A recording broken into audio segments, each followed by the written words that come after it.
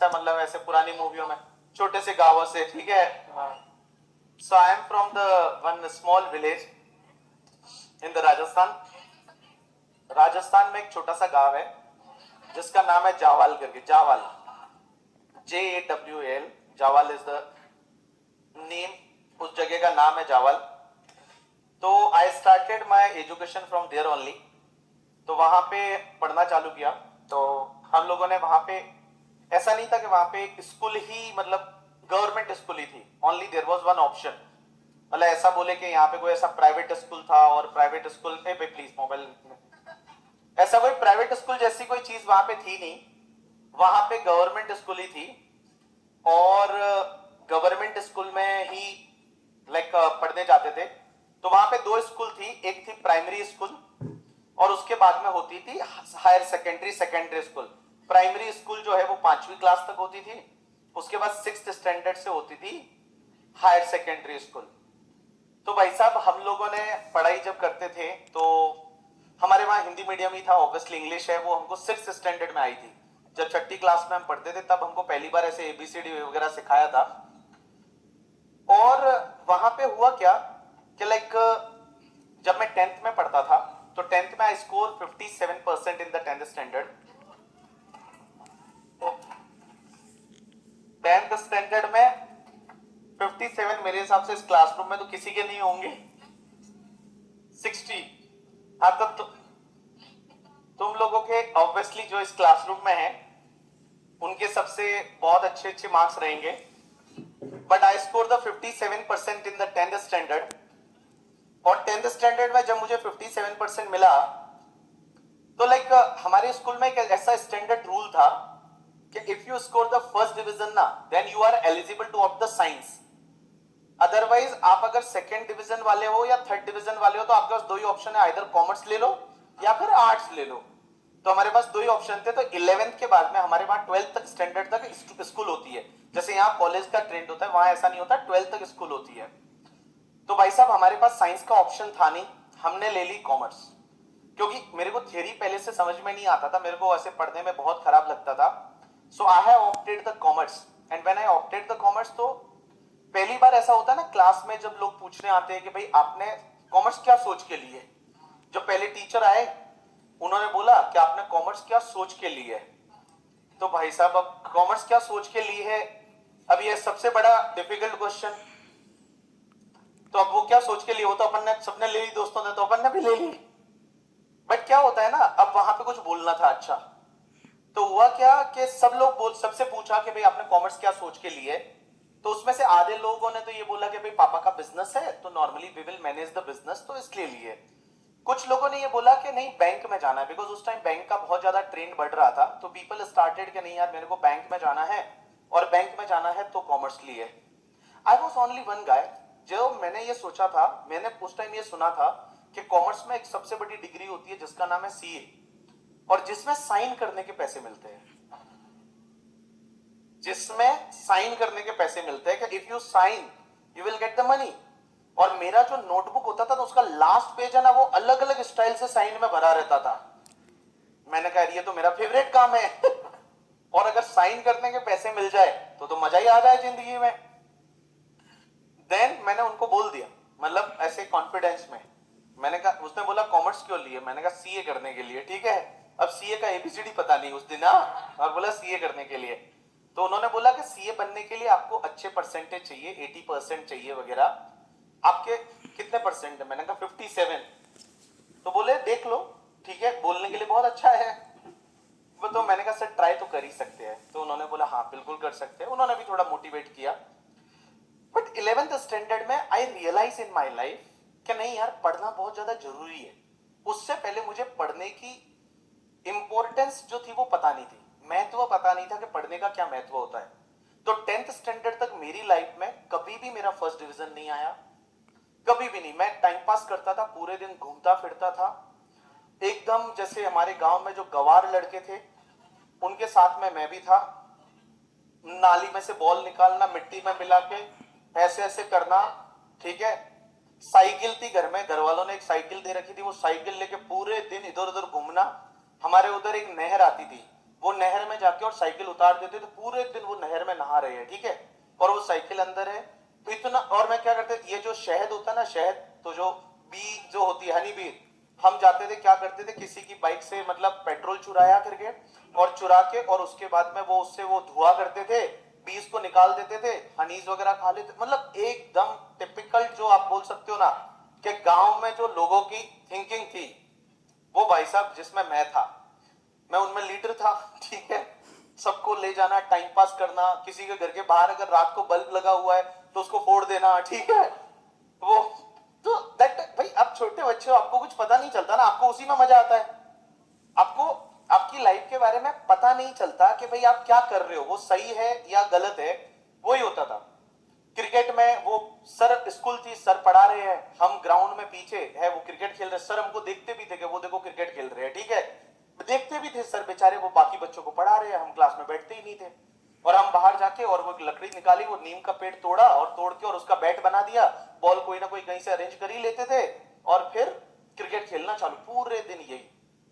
So till that time मेरे को ये लगता था कि पढ़ने से क्या होता है, क्या फर्क पड़ता है, पढ़ के भी अपने को पता, अपनी औकात इतनी थी कि अपने को लगता था अपन महीने का 10-12 हजार कमा लेंगे तो बहुत है। क्योंकि हम वहां पे देखते थे टीचर का पगार कितना है, तो बोले टीचर का पगार 8 हजार है। मैंने कहा 8 हजार इज अपर साइड महीने का, ठीक है, अपना एम जो है, अपना ऑब्जेक्टिव है वो 8 हजार होना चाहिए, क्योंकि आपने देखा ही उतना रहता है।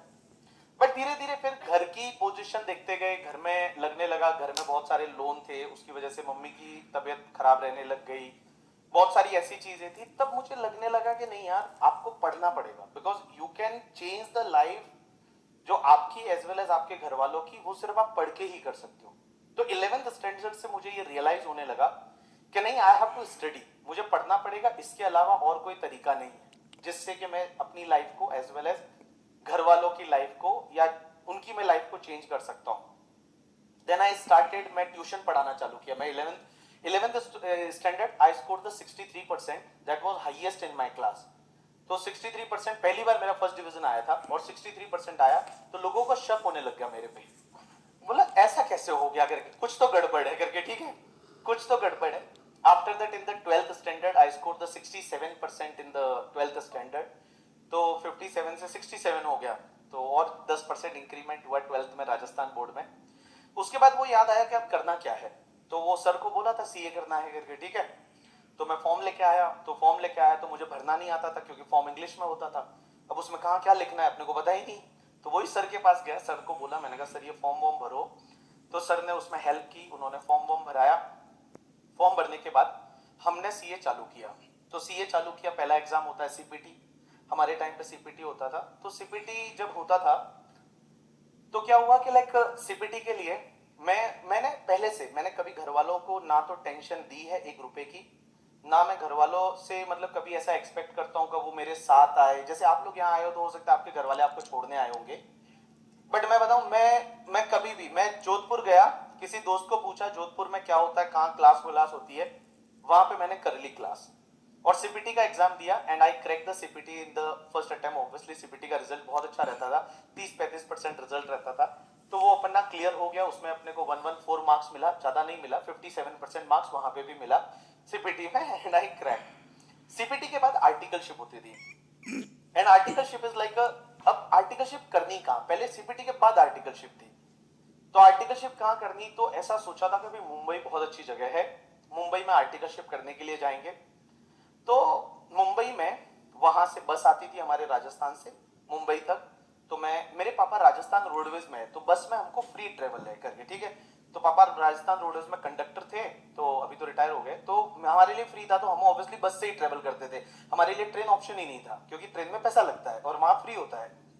तो when I came to Mumbai, तो मुंबई में आने के बाद अब रहना कहाँ, सबसे बड़ी चीज है कि मुंबई में आने के बाद रहना कहाँ, that was very difficult task. अब मैं वहां से आ तो गया मुंबई, अब आने के बाद मेरा एक मासी का लड़का रहता था, तो मासी का लड़का वो डायमंड फैक्ट्री में काम करता था मुंबई में, जो डायमंड मार्केट होता है। तो मैंने कहा वो वहां काम करता था, तो मैंने पूछा तू कहाँ रहता है, तो उसने एक रूम में बताया कि मैं इस रूम में रहता हूँ। तो मैं उसके रूम पे गया पहले दिन, एक दिन तो वहां पे रूम, एक छोटा सा रूम था, दैट वाज लाइक, आप 10x10 भी नहीं बोल सकते, 8x10 रहेगा, और उसमें कम से कम 6 लड़के ऑलरेडी रह रहे थे। 8/10 में 6 लड़के ऑलरेडी रह रहे थे, सब लोग वर्कर थे और वो लोग काम करते थे डायमंड फैक्ट्री में वगैरह। तो मेरे को लगा यार इसके यहाँ पे तो, और फिर क्या उन्होंने मुझे बहुत मना कर दिया कि भाई मैं तुमको यहाँ अकोमोडेट नहीं कर सकता। बट मेरे को कोई पहचान नहीं, यहाँ अप्रोच नहीं, क्या हॉस्टल कहाँ होता है या क्या होता है, और मेरे पास इतना पैसा भी नहीं कि मैं ये सब कर लूँ, नहीं पॉसिबल था। फिर मैंने सोचा मैं क्या करूँ, 2 दिन तो मैं वहां पे रहा, बट मैं घर वालों को फोन वोन नहीं करता था ये सब चीजों के लिए, ठीक है। मेरी घर वालों से ज्यादा बात भी नहीं होती, बात मतलब आज भी पापा का फोन आता है 10 सेकंड की बात होती है करके, ठीक है। वो बोलते कैसा है, मैं बोलता बहुत बढ़िया, आप कैसे हो, वो बोलते बहुत बढ़िया करके, ठीक है। कुछ काम है तो बताओ, तो वैसा। तो क्या हुआ, मैंने सोचा, मेरा एक और फ्रेंड था जो पहले साथ में 8th स्टैंडर्ड तक हम साथ में पढ़े थे, वो भी मुंबई में था। मैंने कहा वो कहाँ है, तो उसको मैंने कॉल लगाया, मैंने कहा तू कहाँ है, तो वो बोलता मैं एयरटेल की दुकान पे काम करता हूँ। एक एयरटेल का गैलरी था, तो एयरटेल की जो ऐसे मिनी स्टोर होते हैं ना एयरटेल के, तो एयरटेल की गैलरी में वो बोलता है मैं काम करता हूँ। तो मैंने कहा, उसको बोला, मैंने कहा तू रहता कहाँ है, तो बोलता है मैं यहीं पे सो जाता हूँ एयरटेल की गैलरी में, दिन में काम करता हूँ, रात को यहीं पे सो जाता हूँ। मैंने कहा मेरे को सोने देगा क्या, ठीक है। तो उसने बोला मेरे बॉस से मैं पूछ लेता हूँ, और बॉस से पूछ लेता हूँ, तो ही लाइक उसने उसके बॉस से पूछ लिया, और उसके बॉस ने बोला 500 रुपया लगेगा करके महीने का। तो मैंने कहा डन, 500 रुपये मैं अफोर्ड कर सकता था। And I stay in that Airtel gallery for the 6 month, और 6 महीने तक एयरटेल की गैलरी में मार्केट से चटाई लाली करके मिलती थी जहां से, और चटाई लाके, और वो एयरटेल की गैलरी में मैं 6 महीने रहा। और फिर मुझे पता चला कि नहीं हॉस्टल भी है, और मैं तब तक मेरा स्टाइपेंड चालू हो गया था, वहां मुझे पैसे मिलने लग गए थे। Then I shifted to the hostel, जहाँ पे क्योंकि मेरे को स्टाइपेंड मिलने लग गया था, मैं थोड़ा बहुत बच्चों को ट्यूशन भी पढ़ाने लग गया था, और जब मैं पढ़ाता था पर्सनल ट्यूशन लेने लग गया था, तो उसकी वजह से मेरा इनकम चालू हो गया था। And I shifted to the hostel, और हॉस्टल से पढ़ते पढ़ते फिर ऐसे पीसीसी कंप्लीट किया, उसके बाद सीए फाइनल कंप्लीट किया। उसके बाद बोला कि नहीं अब अपन पढ़ाएंगे, क्योंकि मैं पहले से पढ़ाता था, I funded my education from the teaching only, तो वहां से पढ़ाते पढ़ाते पढ़ाते पढ़ाते यहाँ तक आ गए। बट मैंने एक चीज सीखी है लाइफ में, कि पहली चीज तो लाइफ में आप जो चीज सोचते हो ना, आप जो सपने देखते हो वो पूरे होते हैं करके, ठीक है। और दूसरी चीज, आपने जो हार्डवर्क किया, या जो आपने मेहनत की, या आपने जो कंफर्ट जोन से बाहर निकल के कुछ किया, उसका आपको फ्रूट कभी ना कभी मिलता है। आपको आज नहीं तो कल, कल नहीं तो परसों, वो मिलेगा ही मिलेगा। तो आपका जो लाइफ है, आपकी जो स्ट्रगल है, बहुत सारे लोग आप में से जब आए हो यहाँ पे, बहुत बार ऐसा लगता होगा अरे रहने में अच्छा नहीं है, ये नहीं अच्छा है। मैंने मेरी लाइफ के 6 महीने वो एयरटेल गैलरी में बिताए, और आज भी मैं जब जाता हूँ, मैं अभी कुछ दिन पहले मेरे वाइफ का पासपोर्ट बनाना था, तो वो एयरटेल गैलरी एग्जैक्टली वो अभी एयरटेल गैलरी है नहीं, बट वो उसके सामने ही पासपोर्ट ऑफिस था, तो मुझे गया था वो पुरानी सब चीजें याद आ गई करके, ठीक है। बिकॉज क्या, और मेन पार्ट वॉज कि मेरे लिए संडे को भी छुट्टी नहीं थी, क्योंकि संडे को वो एयरटेल गैलरी चलती थी, तो मैं संडे को क्या करूं, तो संडे को मैं ऑफिस चला जाता था। तो मेरे बॉस बोलते थे तू संडे को क्यों ऑफिस आता है, मैंने कहा ऐसे ही मुझे अच्छा लगता है काम करना करके, ठीक है। बट एक्चुअल रीजन वॉज मेरे पास रहने को ही नहीं है, मैं संडे को कहाँ जाऊंगा कहाँ जाऊंगा, तो इससे अच्छा मैं ऑफिस चला जाता था, ऑफिस में बैठे बैठे काम कर लेता था। तो लाइफ में मैं बताऊं ना, जो आपका स्ट्रगल रहता है, या जो आपकी लाइफ में ऐसी चीजें होती है जो आप लाइफ में फेस करते हो, उसका रिजल्ट आपको कभी ना कभी मिलता है। बिकॉज कोई ना कोई तो इस दुनिया में ऊपर वाला है जो आप सबको देखता है कि आप क्या कर रहे हो, आप कितनी ईमानदारी से काम कर रहे हो, आप कितनी ईमानदारी से आप पढ़ाई कर रहे हो। तो आज आपके लिए जो लाइफ में चल रहा है, आपके लिए बहुत अच्छी चीज है कि आपको इतने प्रोफेसर है जो आपको पढ़ाते हैं, आपको रहने को मिल रहा है, आपके घर वाले इतना अच्छा फेवर कर रहे हैं। Your work is just to do the study. और मैं बताऊं ना, इंसान अपने आप से झूठ नहीं बोल सकता। आप अपने आप से कभी चीटिंग मत करो। आप अगर पढ़ रहे हो, आप पढ़ो, दिल से पढ़ो, मन से पढ़ो।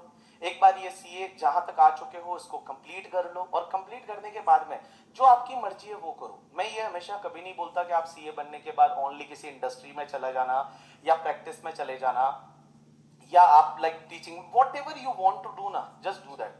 बहुत सारे बच्चे मुझे मिलते हैं कि नहीं यार सर, मेरे को लगता है कि मेरा पैशन ये है, या मुझे बिजनेस करना है, या मुझे डांसिंग में जाना है, या मुझे किसी और फील्ड में जाना है।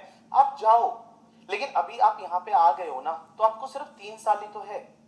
जस्ट ये 3 साल आप अपने 100% एफर्ट है वो पुट कर दो, और पुट करने के बाद एक बार ये डिग्री लाके अपने घर वालों के मुंह पे मार लो कि ये लो तुम्हारी डिग्री, उसके बाद जो आपकी मर्जी है वो करो। बिकॉज क्या होता है ना, ये डिग्री आपको एक प्लेटफॉर्म देगी। ये जो डिग्री है ना, ये आपको हमेशा एक ऐसी चीज देगी ना कि आप हमेशा लाइफ में रिस्क ले पाओगे। When I became the chartered accountant, तो मुझे हमेशा ये लगता था कि यार मैं पढ़ाने में जा रहा हूं, बट मैं पढ़ाने में सक्सेसफुल नहीं हुआ तो, अगर मैंने पढ़ाने में मैं आगे नहीं गया तो, बट मैं अपने आप को हमेशा बोलता था कि कोई बात नहीं, अगर मैं पढ़ाने में नहीं भी आगे सक्सेसफुल हुआ तो क्या फर्क पड़ता है, मेरे पास डिग्री है, मैं कहीं भी काम करूंगा मुझे 50-60 हजार तो मिल ही जाएगा। ये श्योरिटी आपको ये डिग्री देती है। तो आप जितने भी लोग हो ना जो मेरे को सुन रहे हो, मैं आपसे सिर्फ इतना ही बोलूंगा, देखो आप इंटरमीडिएट तक आ गए हो, आपने अपने एफर्ट पुट कर लिए, ये एग्जाम और सीए फाइनल का एग्जाम तो इजीली हो जाएगा। सीए फाइनल में आपके पास 2 साल का टाइम मिलेगा, आराम से आप आर्टिकलशिप करोगे, उसके साथ साथ में करोगे, और आर्टिकलशिप के टाइम पे लाइफ आपकी बहुत अच्छी हो जाएगी। तो जस्ट एफर्ट डाल दो, और एफर्ट डाल के एक बार 100% आप अपने हिसाब से देखो। मैं बताऊं ना, हर किसी का दिमाग एक जैसा नहीं होता करके, बहुत बार हो सकता है आपके बाजू वाले का आंसर जल्दी आ जाता है, आपका जल्दी नहीं आता करके, ठीक है। बट आप अगर मेहनत करोगे, आप अपने आप को डीमोटिवेट मत करो कभी भी, किसी को देख के आप जलस फील मत करोगे, ऑलवेज फील मोटिवेटेड। अरे मेरे दोस्त है, क्या फर्क पड़ता है, इसका आंसर आ रहा, मेरा भी आएगा, मैं भी मेहनत करूंगा करके, ठीक है। तो ऑलवेज अच्छे लोगों के साथ में रहो, पॉजिटिव लोगों के साथ में रहो, रोते हुए जो लोग रहते हैं हमेशा उनके साथ में मत रहा करो, क्योंकि आप देखते होंगे आपके ग्रुप में कुछ लोग ऐसे रहते होंगे जो हमेशा रोते रहते हैं, उनके साथ में मत रहो। अच्छे लोगों के साथ में रहो, पॉजिटिव लोगों के साथ में रहो, जो आपको हमेशा बोलते कि नहीं यार लाइफ में आगे बढ़ना है, कुछ अच्छा करना है, अच्छा बिजनेस करेंगे, साथ में मिलकर प्रैक्टिस करेंगे, अच्छी कंपनी में काम करेंगे, खुद का स्टार्टअप चालू करेंगे। ऐसे जो लोग आपसे बात करते हैं, ऐसे लोग जो है उन लोगों के साथ में आप रहा करो। और मैं बताऊं, this is just a time, इतना जल्दी निकल जाएगा टाइम, पता ही नहीं चलेगा। आपका जो एग्जाम है वो इतना जल्दी आ जाएगा आपके पास में, आपको पता ही नहीं चलेगा। और जो मेहनत आप करते हो ना, इसका आपको फ्रूट मिलेगा, एंड 101% मिलेगा करके। बस आप अपने आप को पुट करो, मेहनत करो, हार्डवर्क करते रहो करके। बिकॉज बहुत बार बच्चे ऐसे होते हैं जो टैलेंटेड होते हैं लेकिन यहाँ पे नहीं हो पाते, और जो लोग टैलेंटेड नहीं होते वो आगे चले जाते हैं। बिकॉज मैं हमेशा बोलता हूँ, hard work beat talent when talent does not work hard. तो आपको जो टैलेंटेड हो तो भी आपको हार्डवर्क करना है, आप टैलेंटेड नहीं हो तो आपको और ज्यादा हार्डवर्क करना है। मेहनत करते रहो, खुश रहो। बाकी कल मिलते हैं नए टॉपिक के साथ। थैंक्स।